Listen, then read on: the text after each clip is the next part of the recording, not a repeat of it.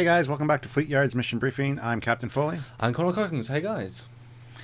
And today we're looking, well, usually we look at ships from the sci-fi universe, of course. There's so many out there, so many great ships. Yeah. The multiverse, exactly. Usually we have fantastic, high-quality 1080p renders done by Samuel, but today we don't. We got something that I'm bringing to the table to kind of show you guys. So, Samuel, what are we talking about today? Oh, you throw it onto me. We are looking at the legendary Spaceball 1 from a movie, I think. Spaceballs. Now, I'll just say I've heard of the movie. I have not seen it yet, but I know it's like a Star Wars. I guess it's like the Austin Powers of the sci-fi world. Yes. Shame on you for not seeing it. It's I'm funny, sorry. and you need to see it. Okay. I'm sure everyone out there will comment, Samuel, you need to see it. Well, but as in Fleetyards, normally I bring the ship, and you don't know anything apart from just seeing it. So now you get my perspective for a first ever. But I'll let you hit the what you first thought when you first saw it, what you thought when you first saw it, and then we'll go from there.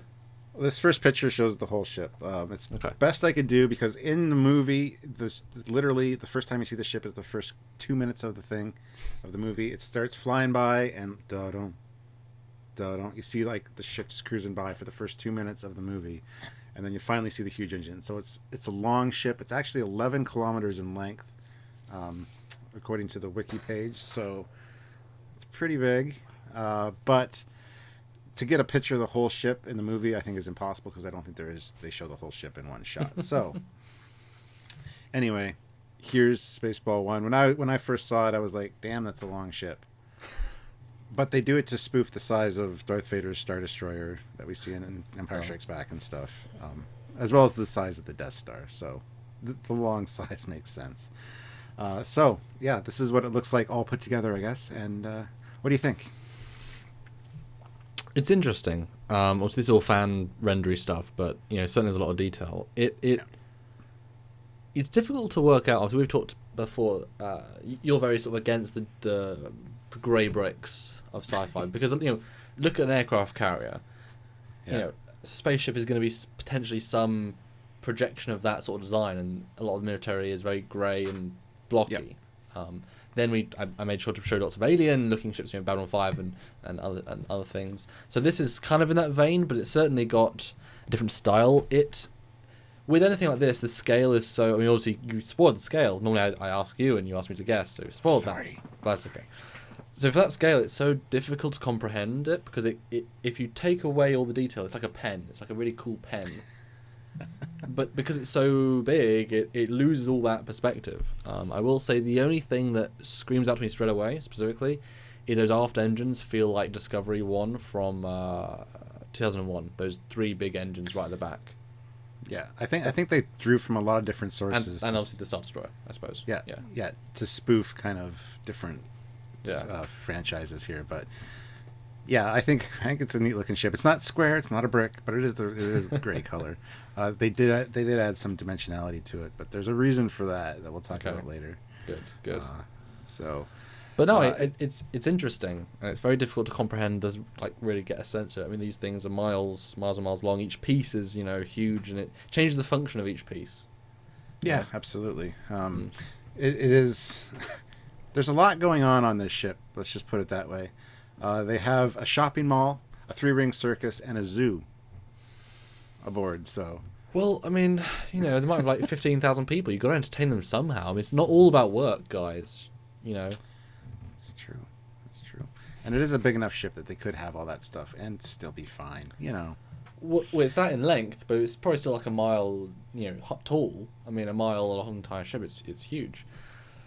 I mean, okay, well, we don't often go for full spaceships I haven't seen. I mean, do you want to ask me questions about what I think? Should we just go through pictures? I mean, how do you want to do this? Because there's so much to this possible. Let's go through pictures. There's a lot to talk about, so I think. Okay. The first picture is just one of the shots you see of it later in the movie. You see the front of the ship. Okay.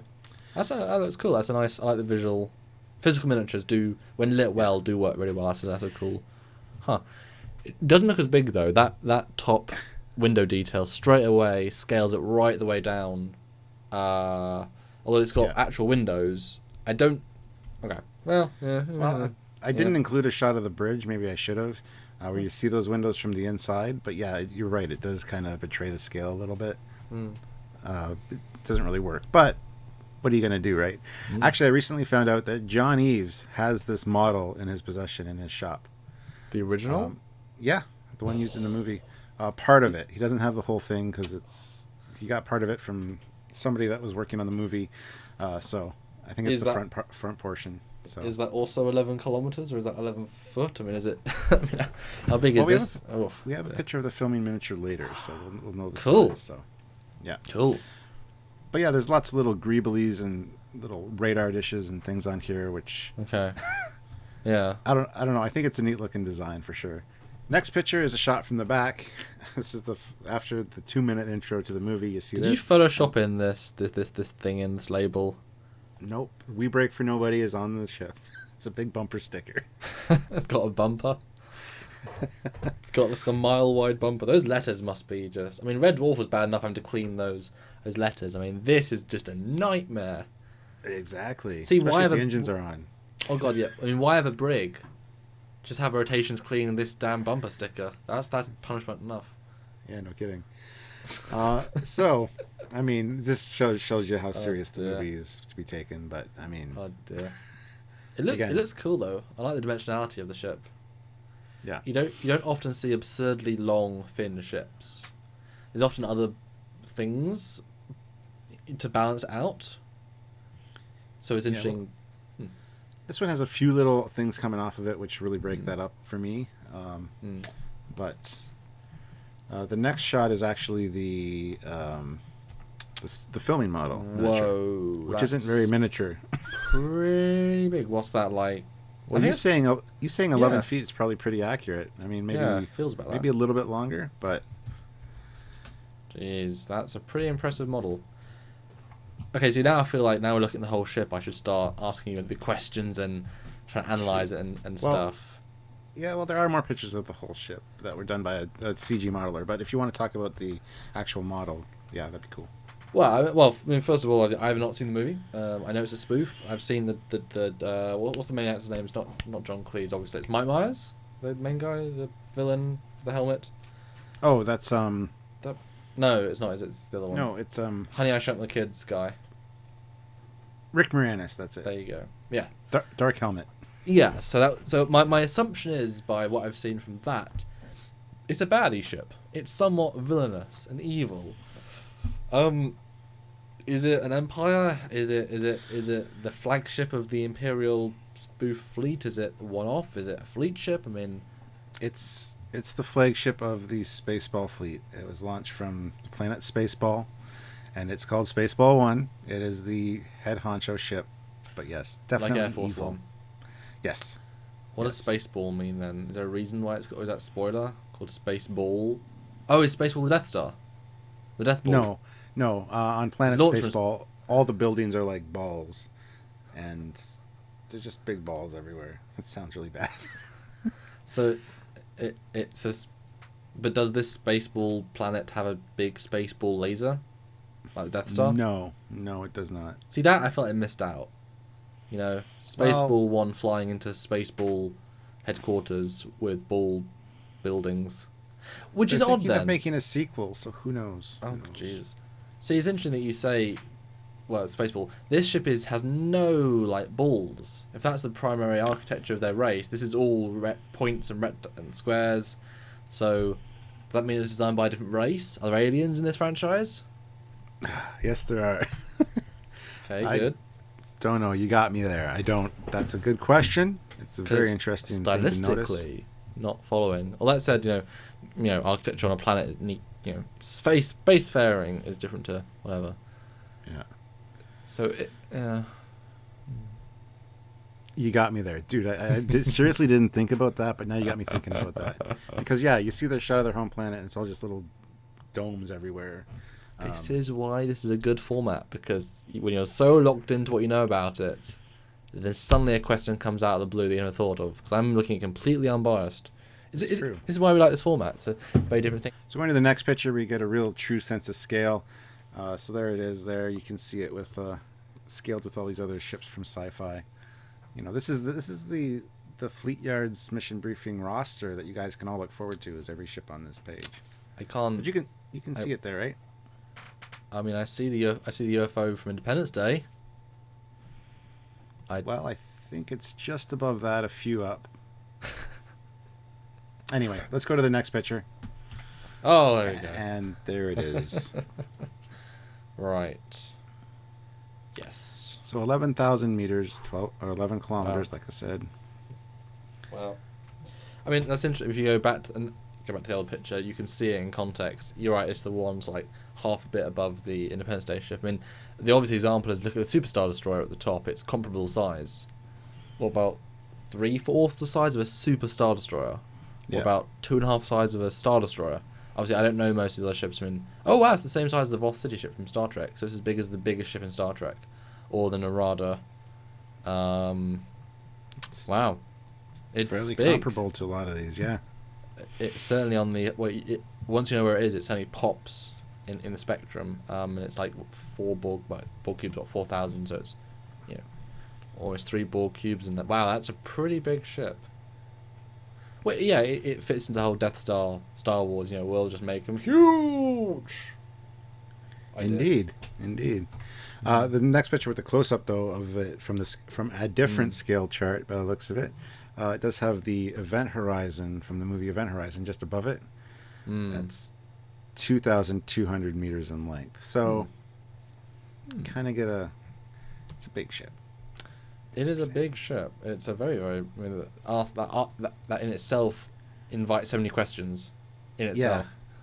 And I remember seeing it when I was young, thinking, "Wow, that's ridiculously big." But now, looking at the size chart with all the other ships, it's like, no, it's not. It's pretty comparable to a lot of stuff that's out there in the sci-fi world. So, Star Trek is also we're a Trek channel, and Star Trek does have some teeny ships. Yes. They go for that sort of thing. Well, the next picture is, again, a CG rendering of the ship. From a different angle, you get to see a little more detail on it. Some canisters and tanks and things. What straight away, again, you know the ship more than I do, so I'll throw some things at you there. But, so, I look at it, and obviously I refer back to the start. It is very much bricks in space. It's got a point, absolutely, but there's lots of sort of compound, simple shapes. Although it's obviously sticking out a few elements to, I guess, like pods. So it feels as if it's like there's a central thin spire, which is the habitat area, and then they've attached the components. It's a long corridor because the president runs to the bridge and he's like, "Why is this ship so damn long?" He ran 11 kilometers. Wow, that's a real trooper. Jeez. But then it feels like they've just started components, but each component probably has a function. So I'm wondering, is that first double section maybe the weapons, the power output for the weapons, so close to the bridge, it's got the firing arcs, then back maybe it's the life support, back again that's a whole lot of infrastructure. Maybe it's factories for fighters. Does it have fighters? Does it have secondary craft? It doesn't that I'm aware of, no. Well, again, okay. This is just me showing you this as a casual movie viewer that likes sci-fi. There's not much on this ship in real world, I guess. Real world canon. We can speculate all we like. Maybe they do have little ball fighters that launch out. Who knows? To go to the ball vibe again, it looks like a pen. You said it could be a ballpoint pen. Could shoot little balls out the front. Yep. Where the ballpoint would be. Who knows? That is exactly wrong. No. So. But I'm just thinking 11 kilometers. I mean, so in the film, are they at war with anybody? Is this is this ship like Air Force One, where it's not so much? I mean, that's a craft. It's not a warship. It's a craft that shows, hey, we've got a private craft. Or is this a warship, goes to other systems, and with its pure scale and pure firepower, it can annihilate things? Which sort of vein is it? Well, they're very similar to the Empire. There's no real at war with anybody specifically. They're just they rule the galaxy kind of thing. Okay. So I think the size is there to intimidate people, and I mean they want to steal all the air from Druidia. That's the planet that's behind them right there. It's got its air shield, which is protecting its fresh air. Long story. They're out of fresh air on planet Spaceball. They open little cans of fresh air and breathe it in like Perrier water. It's actually Perrier air. So they need to replenish their air supply. Can't they just have air recyclers to take CO2 from the air? And you know what? That would make too much sense, right? It's a spoof, so I don't know. Wow. Okay, so maybe then it was designed to do that as well, and like I said, canisters you obviously linked in. Maybe the whole aft section is just to store air. I mean, if it's stealing air is not something that can be, compacted actually very much. We'll get into that soon. There's a whole air storage system, but we'll talk about that in a minute. Okay. Good sure. thinking, though. Good line of thinking. Yeah, thanks. Yeah, there is no visible sort of shuttle bay space thing. I would assume it'd have. I mean, this is the sort of size that you can have Enterprise D's just docked, or Defiance as the fighters. I mean, this is certainly a. Mm-hmm. Do we ever see turrets? Do we ever see a battle? Well, speaking of which, go to the next picture. It's close up, and you do see some gun turrets. And some more detail there. So that might be more of a better picture to discuss on. See, I'm getting a huge Starship Trooper vibe from this. The shot has the same sort of very earthy military, but greebleed, and also the sort of pointy front, very much. This, I mean, I think if you didn't have it be as big, this would easily be a Starship Trooper ship. Yeah, I can see that absolutely. But I love the detailing. I mean, you got to fill the space, but there's a fine line between just garbage just stuck on and it feels like something functional. And it's actually quite a decent blend of function. Yeah, it definitely has a. Like I said, it's more like an Empire kind of thing with the Star Destroyers, greebly wise anyway. But yeah, lots of cool detail there. Now, if we go to the next picture, that's a shot of it from behind, another close-up of the engines, which again ties into, as you said, the Discovery from 2001, the Star Destroyer with the 3 main engines, and that back center portion, main portion, looks very reminiscent of the original Battlestar Galactica kind of rear end. Sure. Yeah. And the bottom dome thing is very, very similar to, in Star Wars, there's one, the D7, or Katyngra's got one. Yeah, I mean, it's got visual cues from a lot of stuff, actually. And we break for nobody. Well, is this thing fast? Is that just because it can't break for 2 light years? It's ludicrously fast. As you know, it will go to ludicrous speed. And it'll even go past ludicrous speed. Well, when they're doing ludicrous speed, they go plaid. You're saying words, but I don't think... you're saying words. I don't know if... Well, I mean, okay, well, you know how in Star Trek the Motion Picture, when they go to warp, you get the rainbow effect? Yes. When these guys go to ludicrous speed, which is ludicrous, of course, anyway, they fly over our hero's ship, and all you see is like a plaid pattern on them from the light reflecting from their warp effect. And it's like, they've gone plaid. Because they're going so fast. It's ridiculous, but that's the point of a spoof, yes. So you're overthinking it again. I'm not even thinking anything right now, Stuart. I'm just absorbing. I mean, how fast is this thing? I mean, is it intergalactic? Is it into? I mean, can it go between galaxies? Do you think? I mean, or is it just contextual? I mean, does it have FTL? That's what I'm asking. Yes, absolutely, it does. It's got many times FTL. What does that mean? Faster than light, I guess, because it's so ludicrously fast. So it's faster than your fastest light. Yes. Times 2. Yes, times more than 2. Probably light speed times light speed is how fast this thing could go. That's how fast it is. It's a ludicrous explanation for a ludicrously fast ship, I think. You need to watch the movie. Okay. Yep. Yep. So can it cross the? I mean, is it? It needs secondary ships.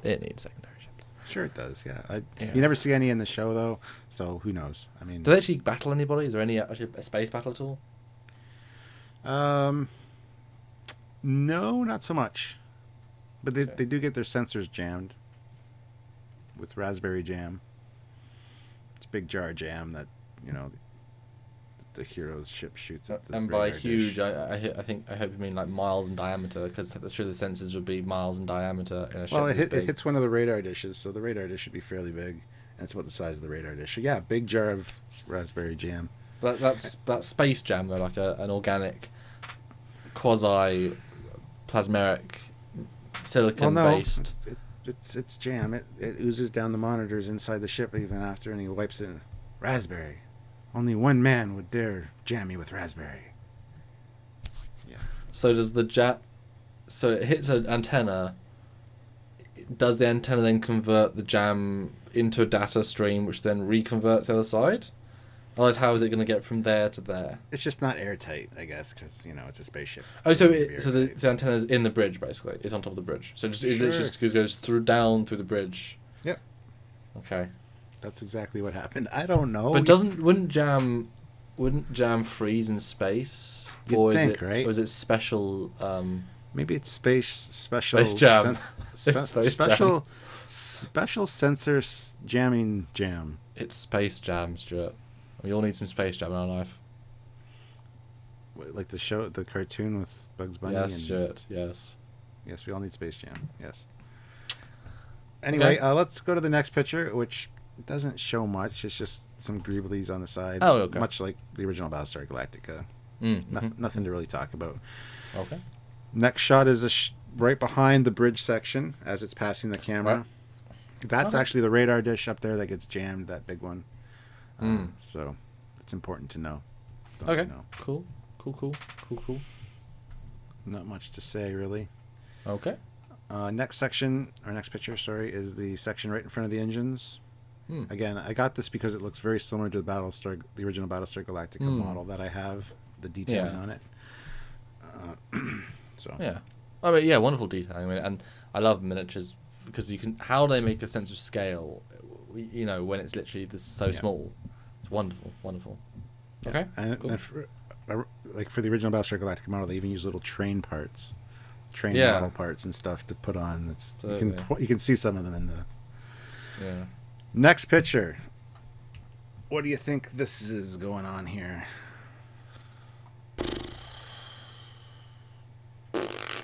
Well, it had 3 engines, so presumably it's a ludicrous speed. It converts the 3 engines to a 2 engine, and then, it depends because if you go back to the other ones, it had thrust, sort of energizing propulsion. So maybe to go ludicrous speed, it has to then, rather than project gas or something or impulse, it has to do a field to go ludicrous speed. So it caps off the engines, retracts one, I don't know, and then generate said special field via, because when you have a flash gun with a if photo shoots, the flash flashes into an umbrella which is going the other way and it bounces light back. So perhaps this is bouncing different particles coming out of the engines back onto the ship, which then causes the FTL or FTL. That's my guess. It's engines, isn't it? Yeah. Unless like side things come out. You are entirely wrong. I love how you put that together, though, the thought process, because we do look at a lot of sci-fi ships, and it's just funny. There's actually another mode for this ship. It can transform itself. Oh, it's a transformer from Cybertron. Yes, that's exactly what they say. It's Ballatron. Transformer. Ballatron, yes. Spaceballatron, yes. Yeah. So this is the first part of that conversion. This is actually the feet of, and it comes out. The middle one goes in. They fold up. It's a complicated sequence. I'm sure you have no idea what I'm talking about. Go to the next picture, and we'll see it almost completed in its final mode. This is Megamade.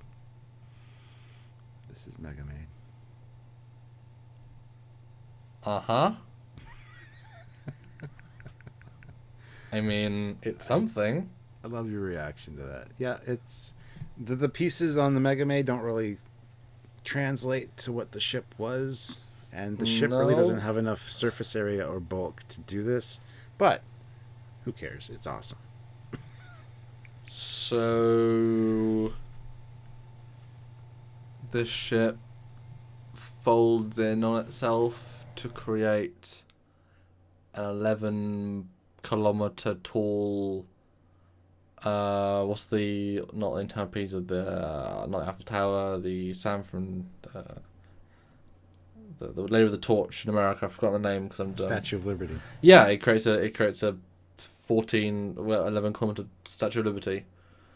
Well, I suppose if you're creating a ship, if you're trying to really install fear, how amazing, terrifying would it be for said ship to be able to, rather than just land, become this base, so it transforms. I suppose it transforms an odd. you said, doesn't represent maybe it uses particle displacement or nanites. Mass shifting. Yeah, exactly. So then, 11 kilometers isn't huge in the context of a planet. So, it lands very slowly and boom, it stays static. And suddenly you've gone from, being able to dominate spacefaring races, and then suddenly you can land and you can dominate a ground. 11 kilometers are pretty decent skies.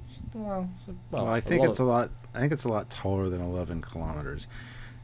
If you go to the next picture, you see it standing on the planet Druidia's air shield, and the curvature of that planet would imply that this is much taller than 11 kilometers in height.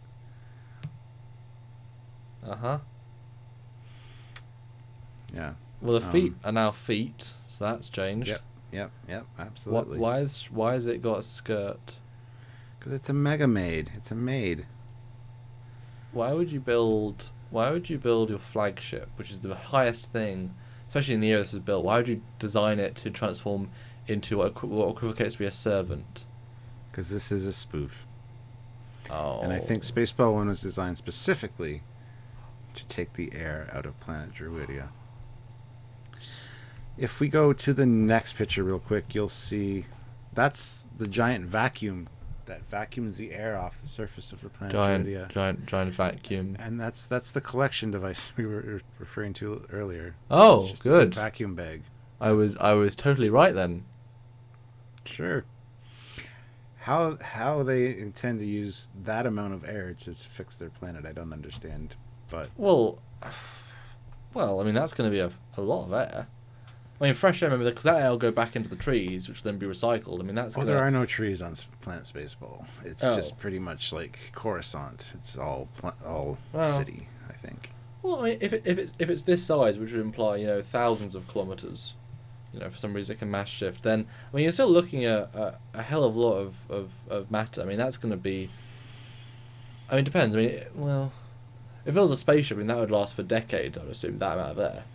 The fact that if this is like now half the size of the entire ship, and the entire ship was 11 kilometers, and the entire ship has say 50,000 people, and enough oxygen built in the system to last like 10 years, and this amount of air is going to last hundreds of years, if not thousands. So put that towards a planet. And if this can go the same speed you say it can go, surely it would just hop between the two things, and you can just vacuum. If you've got a vacuum, it can vacuum.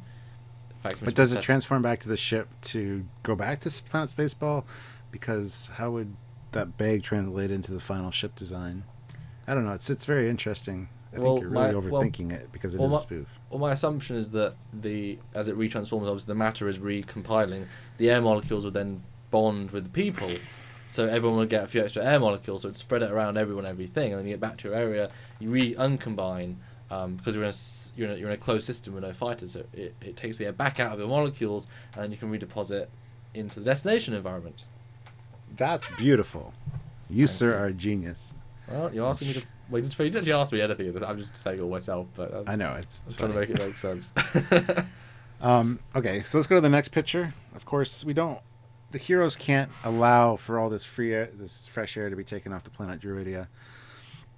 So they use something called the Schwartz, which is the same as the Force. And there's a big switch on that vacuum that goes from suck to blow, basically. Why? Because that's the way the story was written. Megamade's gone from suck to blow. Anyway, it's sorry, it's probably above your head. I'm just kidding. Well, if it's that tall, it's above all our heads. Oh, see, smart guy. Yeah. Well, no. I was about to say it doesn't make sense, but it has to make sense because that destination back at Spaceball has to re-add the air. So obviously it would have it. Why is it red and glowing? Because the Schwartz, he had to use his ring and power it up and switch it down. Yeah. Magical, mystical fields of energy and things. Oh, he's a Green Lantern, but orange. Yeah, pretty much. You could say that. Okay, so this is a Marvel film. No, DC film. It's a DC film. Sure. Nice.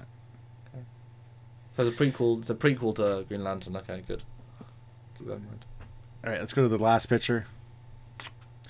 which is after it explodes, it lands on Planet of the Apes. Ironically enough, I don't know how that happens. Oh. And they ride up to it on their horses and they're like, well, Spaceballs. Or, yeah, the planet's... Oh, shit, the planet's gone to... anyway, I forget the exact quote now, which is bad, but... Those spikes on the head are for the escape pod launchers. Because before it blew up, they had to escape. So all those... And they each launch escape pods. Well, I was right about the Statue of Liberty. She didn't look like that earlier in the procedure. She just... Well... Kind of did, but you can, I guess... Close, yeah. Well, but this scale would imply that she's not even 11 kilometres. I mean, this scale, I mean, you know exactly how big roughly that is. I mean, that's like a mile. Well, maybe after it exploded the main power core, the mass shifting device that was powered was destroyed, and it just shrunk the ship. Yeah. So. Oh, that's interesting. So what if then really the ship is like a mile long, but they need to use this mass shift technology. So they built it realistic size, and then they actually scaled... Because if you never see the exterior of the ship in context with people, then they just scaled it hugely to help allow them to go extra fast. Maybe you need to have a certain scale of a ship to allow you to break the speed barriers. You know, it's exponential. That's how they got there so fast. And obviously then to allow for mass shifting to let them use the sucking device thing.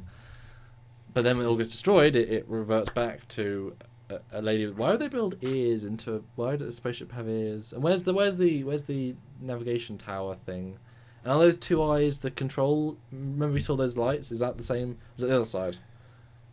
They really should have had it like a ship from the medieval, where like it's got a face on the front, you know, like a mermaid. Because then they could have just had it like well, he's off mic now, so I can say whatever I want. Oh, has she got a wristwatch? No, but she's got... Are you still talking? I'm trying to. It's difficult because it's so silly. I know it is, and it wasn't like a serious ship to really look at, but it's an interesting ship in Fleetyards. You brought this in, and you want me to review it. I know. I just love the way you go off on tangents. It's fun. Good. So hopefully you enjoyed it. I mean, it's nothing special, nothing... serious. There's not much written about the ship to actually learn about or research. I mean, it's just a spoof ship, so nothing makes sense.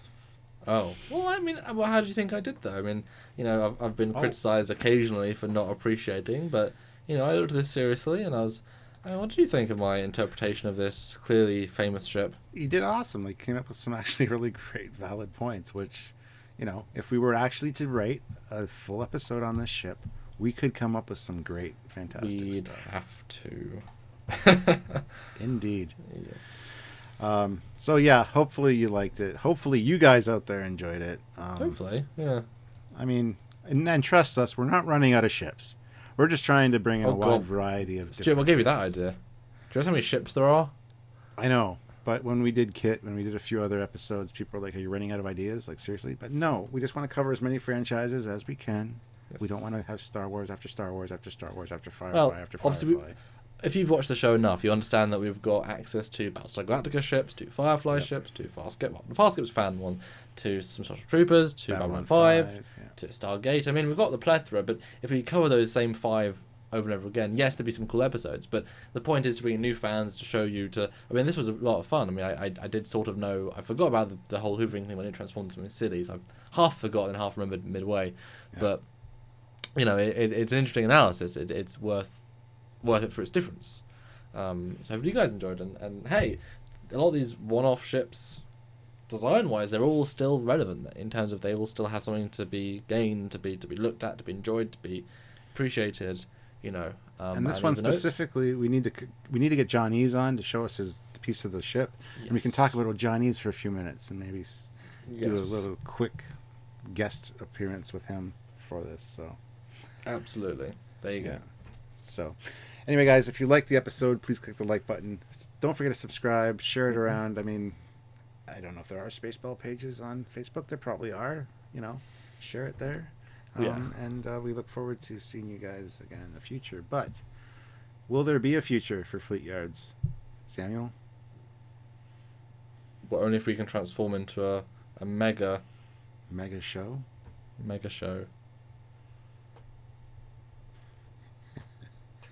how can people help us out to make sure? Yes, you're leading on something. Sorry, Patreon, YouTubers. See, it's just anyway. Patreon, yes, YouTubers like us. YouTubers have channels that do it regularly. I'm full time, so it's part time. We want to create content, but as all of life needs money to pay the bills, so we can spend the time to do this stuff and bring new renders, new animations, new stuff with some incredible assets and new information, and we love doing it. So Patreon, like I said, monthly service. You can donate a little bit of money every single month, like a Netflix, like a Hulu, but going towards really different new sci-fi content. So $5 a month, $10 a month, $1 a month. It makes so much difference if enough of you support. 4,000 people watch a show, 8,000 watch a show. If each of you gave $1, we would be doing very, very well, and we could really push this show to its absolute max. Or a one-time donation at trekyards.com if you can only give a little bit. Exactly. So if you can help us, please do. We would greatly appreciate it. And until next time, we look forward to bringing you another cool sci-fi ship of some kind. Absolutely. Put your comments below about what you know about Spaceball 1, if you enjoyed the movie, what you thought about our interaction in this one, which is kind of funny. Samuel really went all out and put on his techie hat for this one. So. I tried. I put the extra effort in, and I hope you liked it. Yeah. So anyways, looking forward to reading your comments. And until next time, guys, I'm Captain Foley. Hi, Commander Cockens. And this has been Fleetyards Mission Briefings. See you next time. Bye, guys.